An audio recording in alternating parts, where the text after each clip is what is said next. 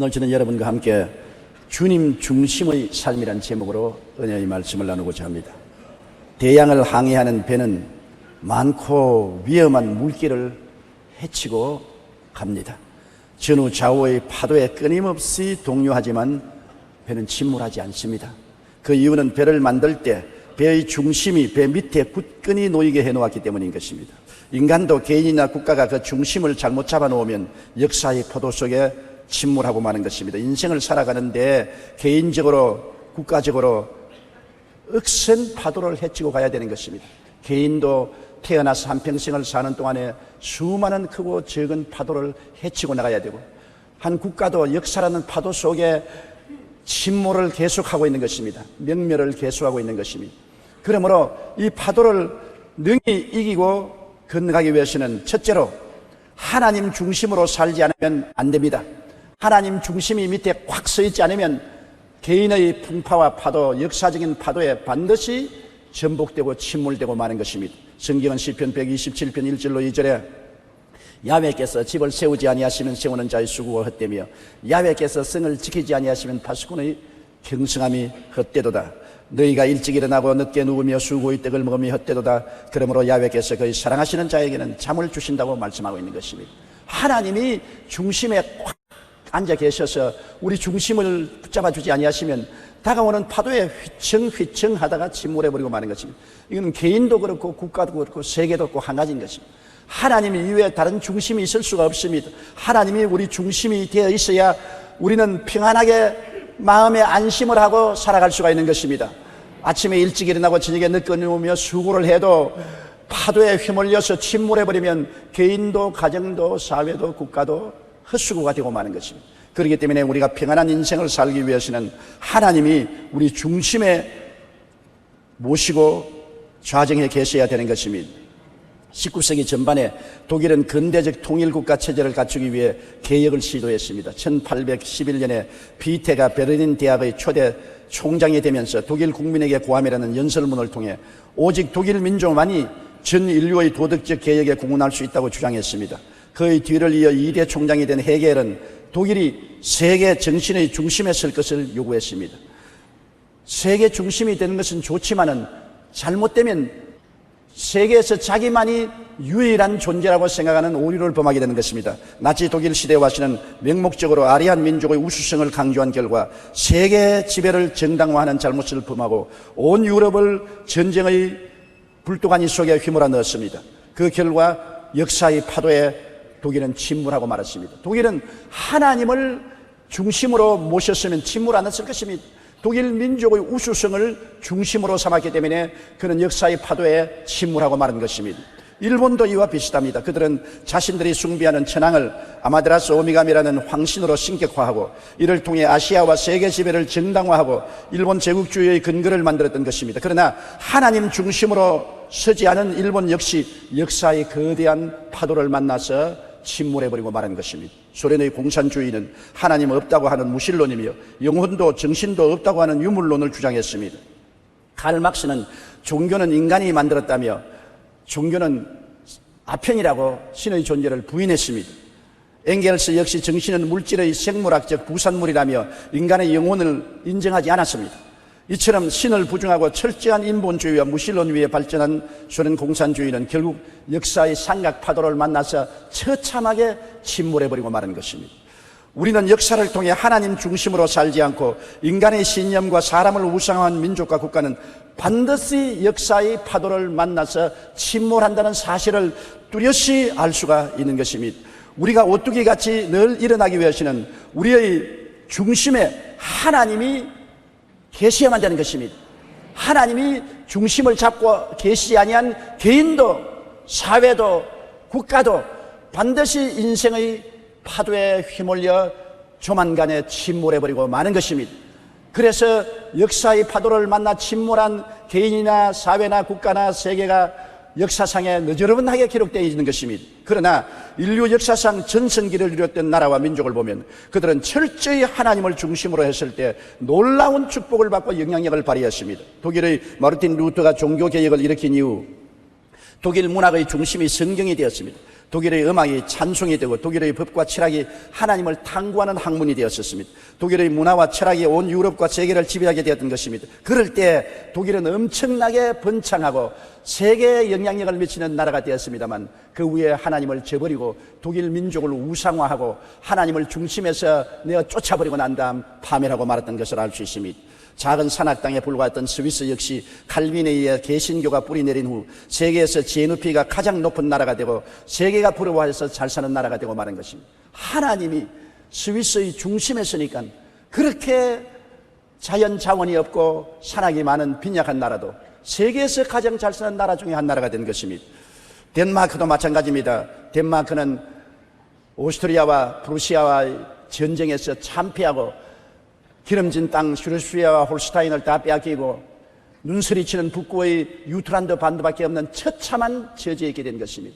국민들은 좌절하고 낙심하고 제대한 군인들은 술주정뱅이가 되고 아가씨들은 몸을 팔아야 먹고 사는 처참한 지경이 됐었습니다. 그럴 때 구른투비 목사가 일어나서 하나님을 사랑하자, 나라를 사랑하자, 자연을 사랑하자는 참여운동을 일으켜 처체 학교를 세우고 성경 중심의 교육을 시켰습니다. 하나님이 중심이 되자 100년 내에 덴마크는 세계에서 가장 우수한 농업국가가 되고 잘 사는 나라 중에 손꼽히는 나라가 되어버리고 말한 것입니다. 역사의 파도를 만나 침몰했지만은 하나님을 중심으로 모시자 다시 재기에 일어나서 세계적인 1등 국가가 되었던 것입니다. 영국의 전성시대는 말씀으로 나라를 통치했던 빅토리아 여왕시대인 것입니다. 빅토리아 여왕은 항상 성경을 옆에 두고 살았다는 것입니다. 언제나 성경을 읽고 성경 속에 계신 하나님을 예배하고 찬미하는 삶을 살았었습니다. 그런데 빅토리아 여왕 시대에 영국은 해가 지지 않는 나라로 불릴 정도로 전성기를 구가했던 것입니다.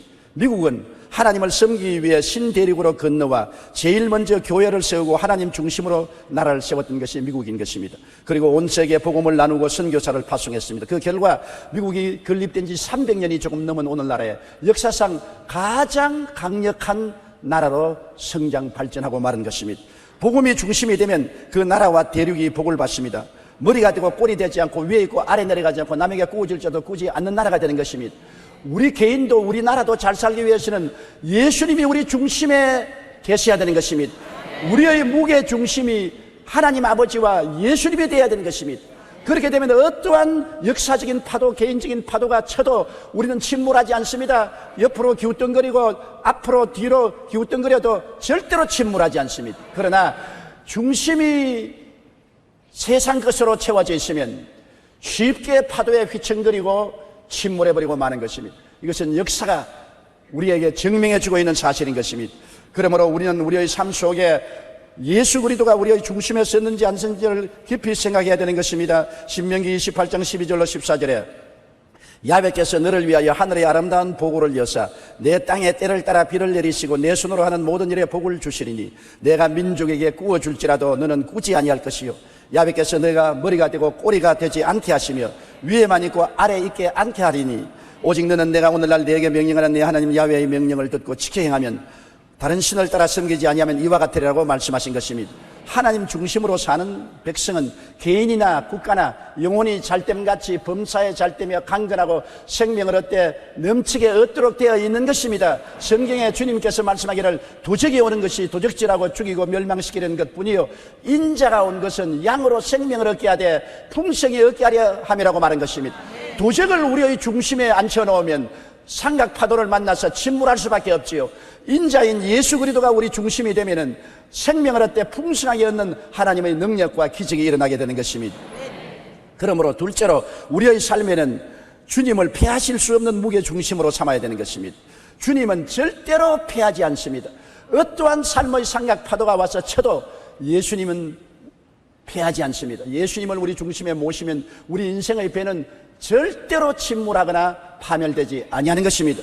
여러분, 우리 인생은 우리의 조상 아담 하와 이후로 3대 재앙, 3대 풍파를 안고서 태어난 것입니다. 어머니 뱃속에서 태어날 때부터 벌써 인간은 3대 재앙을 당하고 있는 것입니다. 아담과 하와가 하나님을 거역하고 에덴에서 쫓겨나올 때 죄로 말미암아 그 영혼이 죽었습니다. 죄의 풍파를 안고 태어난 우리들인 것입니다. 그리고 땅은 저주를 받아 가시와 은극기를 내고 이마에 땀을 흘려 먹고 산다는 저주와 가난의 재앙과 풍랑을 안고 태어난 것입니다. 그리고 너희 몸은 흙이니 흙으로 돌아가라. 병들고 늙고 죽는 재앙을 안고 태어난 것입니다. 인간은 어느 곳에 살든지 어느 민족에 속하든지 태어날 때부터 벌써 3대 재앙을 안고 태어납니다. 이 3대 재앙의 풍파 속에서 태어난 것입니다. 죄악의 파도를 누가 피할 수가 있는 것이며, 저주와 가난과 살기 어려움의 풍파를 누가 견뎌낼 수 있습니까? 그리고 늙고 병들고 죽는 것을 누가 피할 수 있는 것입니까? 이 3대 재앙, 3대 파도를 피할 수 있는 인생은 아무도 없는 것입니다.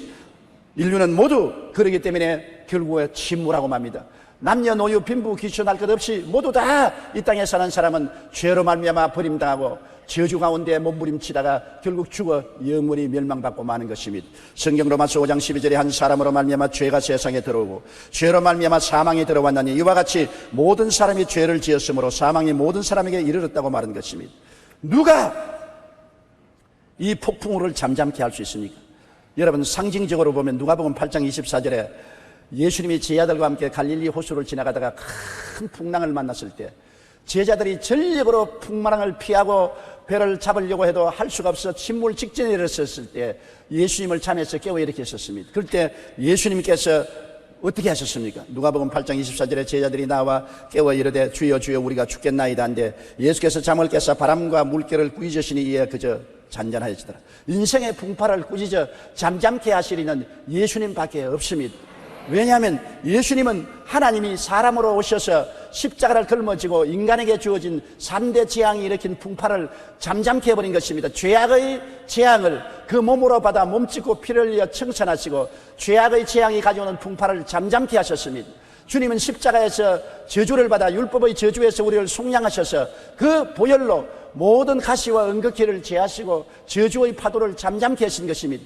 예수님이 죽었다가 부활하심으로 우리에게 치료와 영원한 생명을 주셔서 사망을 멸한 놀라운 은혜를 베풀어 주신 것입니다.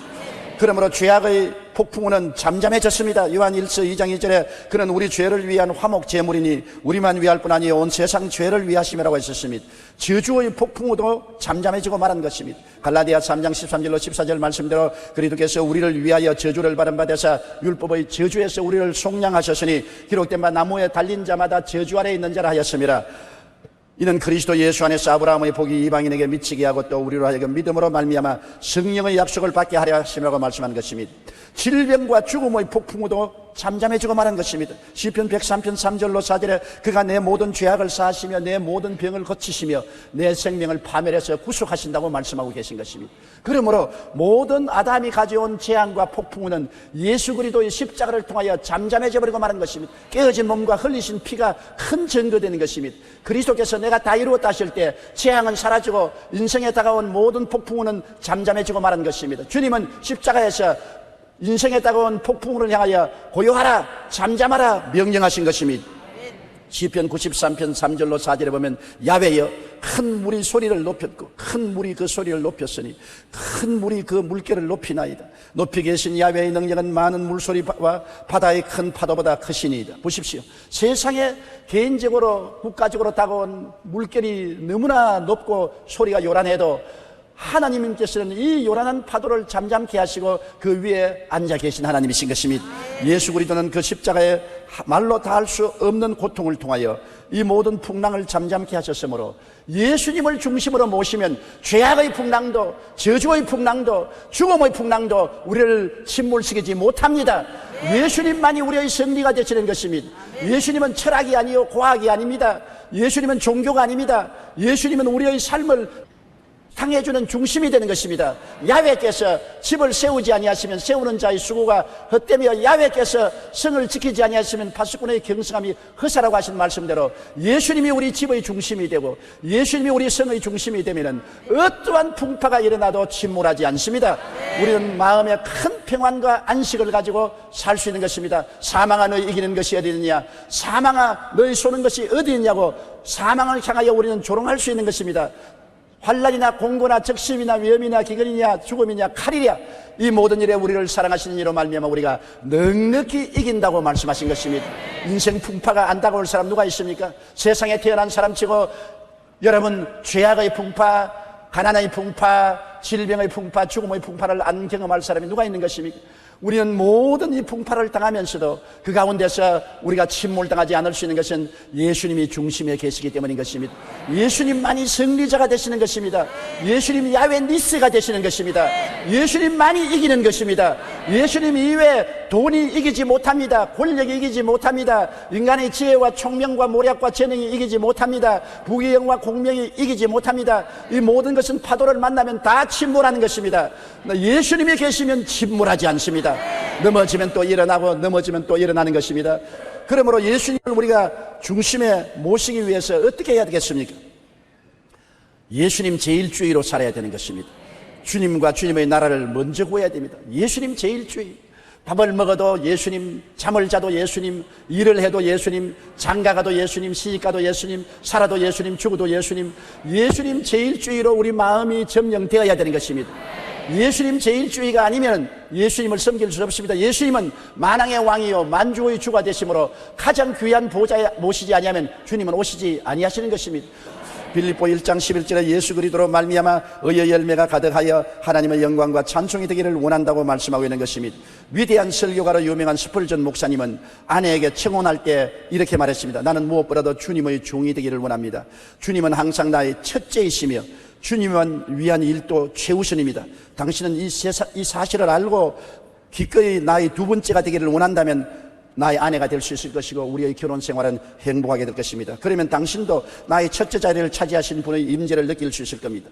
스펄전 목사님은 결혼할 때 철저히 자기는 예수 중심으로 살 것이고 아내는 자기 인생의 두 번째 인생이 될 것이라고 말했습니다. 그것을 용납하면 자기 아내가 되어달라고 말했습니다. 그렇게 철저히 예수 제일주의로 스펄전 목사님이 살았기 때문에 그는 세상의 그 무엇보다도 예수님 은혜를 힘입어 하나님께서 역사적인 설교가로서 귀하게 사용했던 것입니다. 우리 믿는 자들은 다른 누구보다도 주님과 주님 나라를 먼저 구해야 주님이 우리 중심에 와서 거하시는 것입니다. 신학자 존 네이스빗은 우선순위를 잘못 선택하면 삶의 목표에서 멀어진다고 하는 것입니다. 먼저 할 건 먼저 하고 나중 할 건 나중 해야지. 먼저 할 것 나중 하고 나중 할 것 먼저 하면 만사가 휴지가 되는 것입니다. 내가 서대문에서 목회할 때 한 가정이 큰 불화가 일어나서 부부가 나에게 신앙 상담을 왔습니다. 그런데 남편 말도 맞고 부인 말도 많아요. 남편은 하는 말이 내가 직장에서 돌아와서 아내하고 좀 다정한 이야기도 하고 교제도 하려고 하는데 항상 부엌에서 꾸물럭거리고 내가 와서 잠잘 시간이 됐는데도 바느질하고 앉았고 여보 빨리 와서 자자 그러면 먼저 자세요. 바느질 좀 해놓고요. 그러니 남편이 화가 머리끝까지 났습니다. 하루 이틀 아니고 언제나 집안일을 늦게 해가지고서 꾸물거리고 잠잘 시간에 남편 보고 먼저 자라 그러고 자기는 꾸물거리고 일하는 것입니다. 그래서 남편이 생각하기를 이 여자는 나를 제일 중요하게 느끼지 않고 가사를 중요하게 느낀다. 자기가 하고 있는 일이 중요하지 나는 중요하지 않다. 그래서 그 마음에 아주 시험이 들어서 가정을 파괴하려고 작정했습니다. 그런데 그 부인이 하는 말은 뭐냐면 목사님 내가 내 일 합니까? 자기 일 해주지. 집이 누굽니까? 자기 집이고 가사 일은 누구 일입니까? 자기 일 아닙니까? 자식들 돌보는 거 자기 일 아닙니까? 내가 자기 일 해주는데 빠져서 시간을 낼 수 없어서 먼저 자라고 하는데 왜 나에게 불평을 합니까? 나는 이해할 수가 없습니다. 내가 뭐 내 일 합니까? 내 좋아서 하는 것입니까? 남편 말도 올바른 말이고 아내 말도 올바른 말입니다. 그러나 내가 그 부부에게 말했습니다. 무엇 때문에 결혼했어요? 밥 지으려고 결혼했어요? 빨래하려고 결혼했어요? 집안 소지하려고 결혼했어요? 남편하고 하나가 되어 잘 살려고 결혼했지 않나요? 먼저 할 일은 남편하고 다정하게 사는 것이 먼저 할 일이요. 아무리 당신이 집안 소재를 잘하고 부엌을 깨끗하게 해놓고 빨래를 잘하고 집안일을 잘해도 남편을 등한히 여기면 벌써 목적이 달라졌습니다. 남편도 무엇 때문에 사업합니까? 사업한다고 바빠서 아내를 등한히 하고 자식을 등한히 하면 목적이 달라지는 것이 아닙니까? 사업을 하고 노력을 하는 것도 아내와 자식을 잘 편안하고 행복하게 살도록 하기 위한 것이 목적이 아닙니까? 먼저 할 건 먼저 하고 나중 할 건 나중 하십시오. 그래서 제가 그 집에 심판을 내려줬습니다. 그 부인 보고 집안이 엉망이 되어도 좋습니다. 부엌일을 안 하고 빨래를 안 하고 쌓아놔도 좋습니다. 남편이 자자면 자십시오. 남편을 먼저 섬기면 이 집안 일은 모두 오케이 행복하게 됩니다. 왜냐하면 내가 힘이 붙여서 내 혼자 일을 못하겠으니 가사를 돕는 자를 좀 사용해 주십시오. 남편이 부탁하면 기쁘게 남편이 돈을 내서 가사를 돌보는 사람을 쓸 수 있도록 해 주실 것입니다. 가정의 중심은 남편을 잘 섬기는 것이고 또 남편은 아내를 잘 받드는 것이 가정의 중심이 되어야 됩니다. 그렇게 말한 것입니다. 여러분, 우선순위를 잘못 선택하면 삶의 목표에서 멀어지는 것입니다. 찰스 휴멜은 우리들이 삶에서 만나는 온갖 딜레마들은 시간과 물질의 부족에서 오는 것이 아니고 일의 우선순위를 잘못 선택하면서 온다고 말한 것입니다. 일이 우선순위를 잘못 선택하면 모든 일이 비뚤어집니다.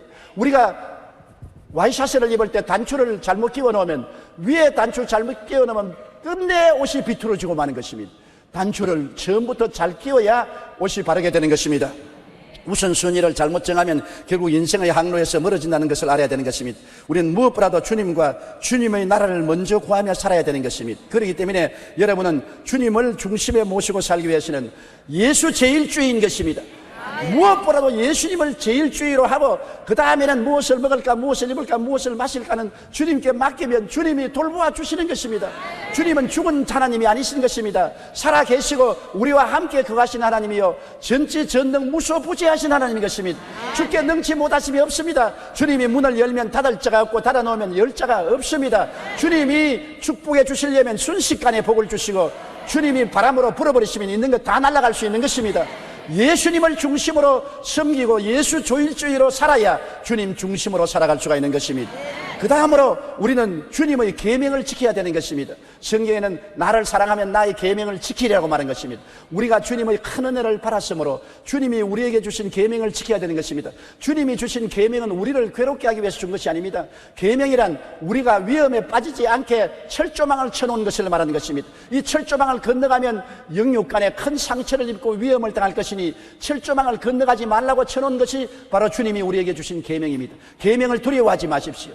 계명을 우리를 괴롭히려고 준 것이라고 생각하지 마십시오. 항상 계명은 우리가 상처 입지 않고 올바르게 살 수 있는 길을 열어주는 것입니다. 출애굽기 20장 3절로 17절에 보면 나 외에 다른 신을 내게 두지 말라 했습니다. 우리가 하나님 이외에 다른 신을 주면은 벌써 우리는 잘못된 길로 걸어가고 파멸로 걸어가는 것입니다. 하나님 밖에 우리에게 신이 없습니다. 하나님만이 창조주가 되십니다. 우상에 절하지 말라. 돈도 지위도 명예도 권세도 남편도 아내도 어떤 것도 하나님보다 더 사랑하면 안 되는 것입니다. 우상이 되어서는 안 되는 것입니다. 야훼의 이름을 망령되이 부르지 말라. 하나님을 우습게 생각하고 하나님을 조롱의 대상으로 농담의 대상으로 생각해서는 안 되는 것입니다. 안식일을 거룩히 지켜라. 오늘 이와 같이 성수주일에서 하나님을 섬기는 것 대단히 중요한 것입니다. 내 부모를 공경하라. 말할 필요 없이 부모를 공경하는 것이 하나님을 공경하는 것이 되는 것입니다. 살인하지 말라. 사람을 죽이고 우리가 살 수 있습니까? 간음하지 말라. 우리 하나님 앞에서 육신의 정욕과 안목의 정욕과 세상을 따라 살면서 간음을 행하면 얼마나 큰 상처를 입히지 않습니까? 모든 다른 죄는 몸 밖에 있어도 간음은 자기 몸에게 지는 죄라고 말하셨습니다. 그러므로 간음하지 말라고 말하셨습니다. 도둑질하지 말라. 하나님의 물건도 도둑질하지 말고 이웃의 물건도 도둑질하지 말아야 되는 것입니다. 내 이웃에 대하여 거짓 증거하지 말라.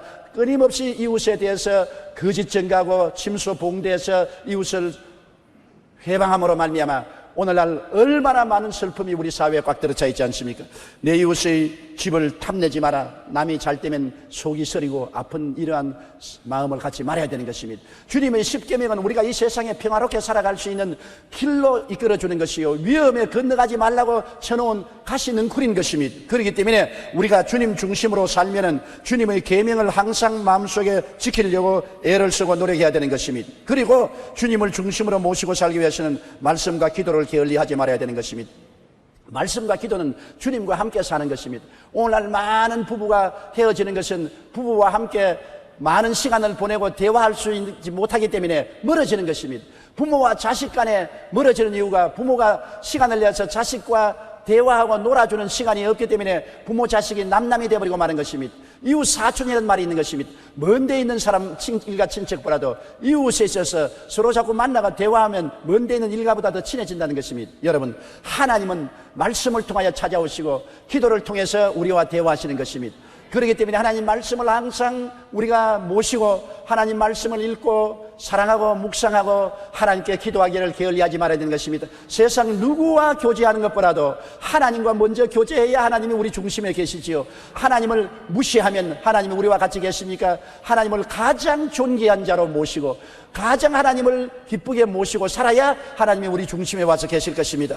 시편 119편 58절에 내가 전심으로 주께 간구하여 싸우니 주의 말씀대로 내게 은혜를 베푸소서. 하나님께 전심으로 간구하면 주의 말씀대로 우리에게 은혜를 베풀어 주시는 것입니다. 에베소 6장 17절로 18절에 구원의 투구와 성령의 급 하나님의 말씀을 가져라. 모든 기도와 간구를 하되 항상 성령 안에서 기도하고 이를 위하여 깨어 구하기를 항상 힘쓰며 여러 성도를 위하여 구하라고 말한 것입니다. 말씀을 가지고 성령 안에서 기도하기를 게을리하지 말아야 되는 것입니다. 세계 최초이자 최대의 석유 재벌인 록펠러는 어린 시절 너무 가난해서 초등학교 4학년 중퇴가 학력의 전부인 것입니다. 세계적인 부자인 록펠러의 학교 공부는 초등학교 4학년밖에 못했습니다.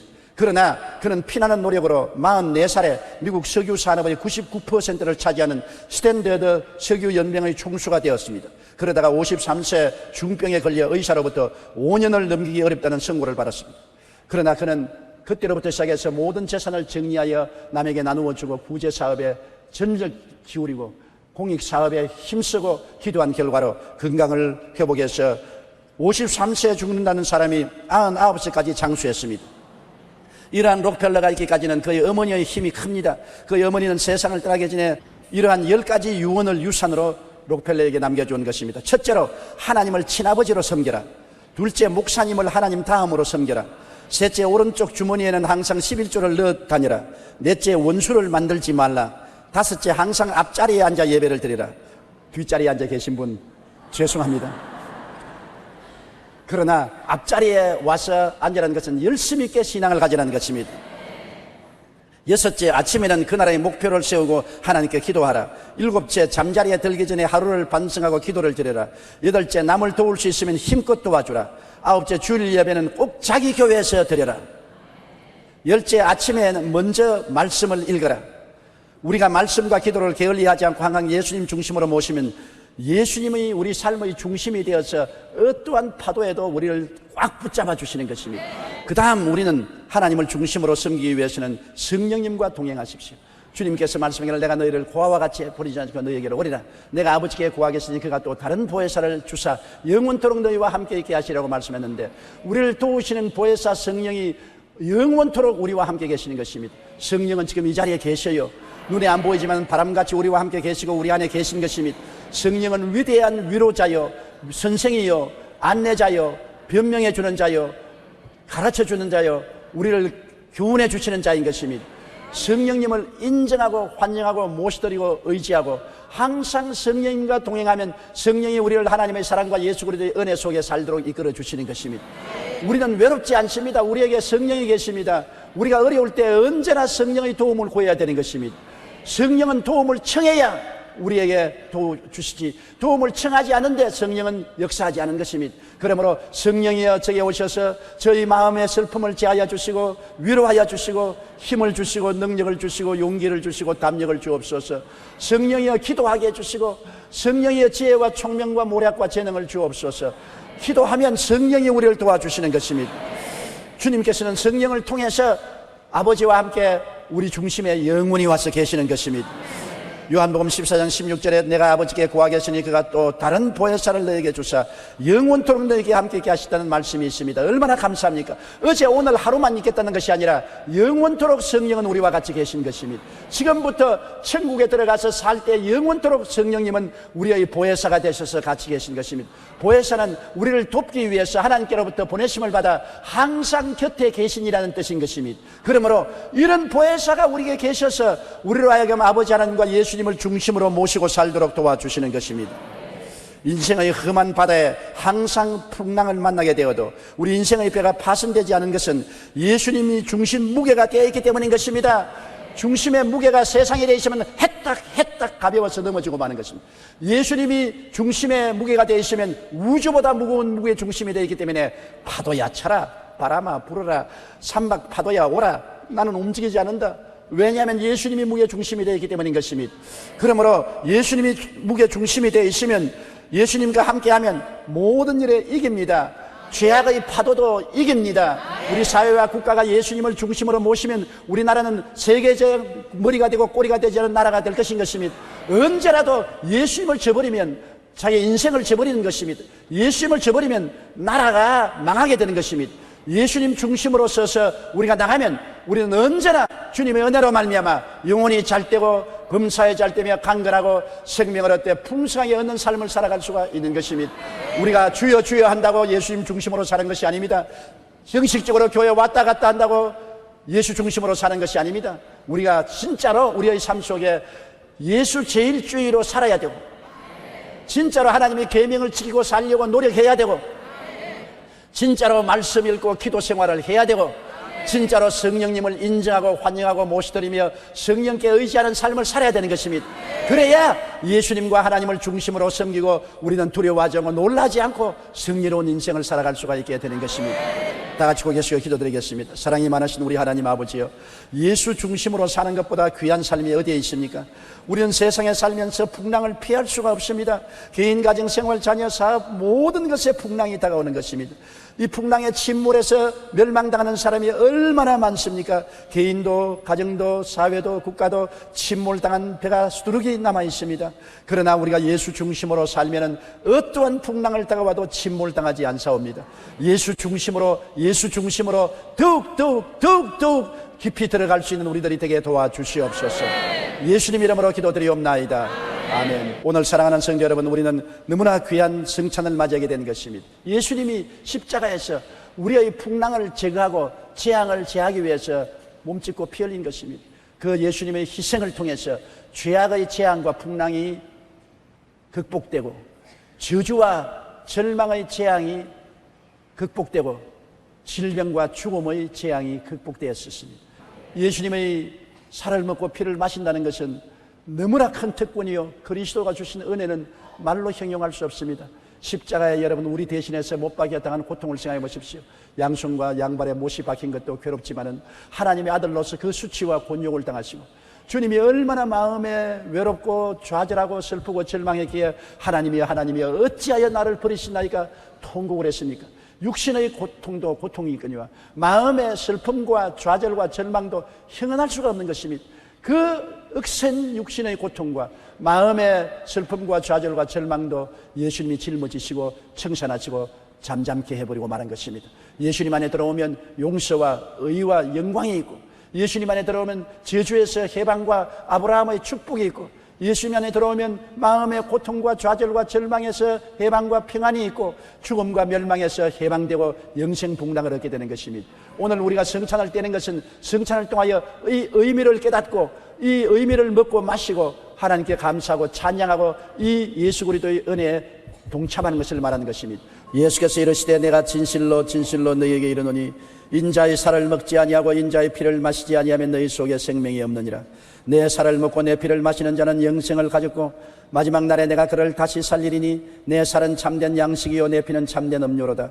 내 살을 먹고 내 피를 마시는 자는 내 안에 거하고 나도 그 안에 거하나니 살아계신 아버지께서 나를 보내심에 내가 아버지로 말미암아 사는 것 같이 나를 먹는 그 사람도 나로 말미암아 살리라. 이것은 하늘에서 내려온 떡이니 조상들이 먹고 죽은 그것과 같지 아니하여 이 떡을 먹는 자는 영원히 살리라. 하나님 우리 아버지여 감사합니다. 어찌하여 우리가 하나님의 부르심을 받아 예수님을 믿게 되고 예수님의 살을 먹고 피를 마시고 그리스도의 은혜에 동참하게 되었는지요. 우리같이 못나고 버림받아야 마땅한 존재가 이와 같은 사랑을 받은 것을 생각할 때 감격하고 감동하고 감사하지 아니할 수 없습니다. 기뻐 뛰고 춤추지 아니할 수 없습니다. 그리스도의 깨어진 몸과 흘리신 피를 먹고 마심으로 죄악의 무시무시한 사슬에서 해방되고 죄악이 휘몰아치오는 지옥의 풍파를 잠잠케 할 수 있고, 그리스도의 그 보혈과 살을 먹음으로 말미암아 저주에서 해방되고 가시에서 해방되고 자유와 평안을 누릴 수 있고 번영을 구가할 수 있게 되었사옵니다. 예수님의 살을 먹고 피를 마심으로 질병에서 해방되고 죽음에서 해방되고 영생 복락을 얻게 된 것을 감사드립니다. 영혼이 잘되고 범사에 잘되며 강건하고 생명을 얻되 넘치게 얻는 은총을 아버지여 기억하게 도와주시옵소서. 하나님의 모든 은택을 잊지 말라고 말하셨습니다. 이 성찬을 통하여 우리 모든 죄악이 사함받고 모든 병이 고침받고 우리 생명이 파멸해서 구속담을 받는다는 것을 알게 도와주시옵소서. 성령이여 바람같이 불같이 생수같이 우리 가운데 임재하시고 우리를 감화 감동하시고 깨닫게 하여 주시옵소서. 예수님 이름으로 기도드리옵나이다.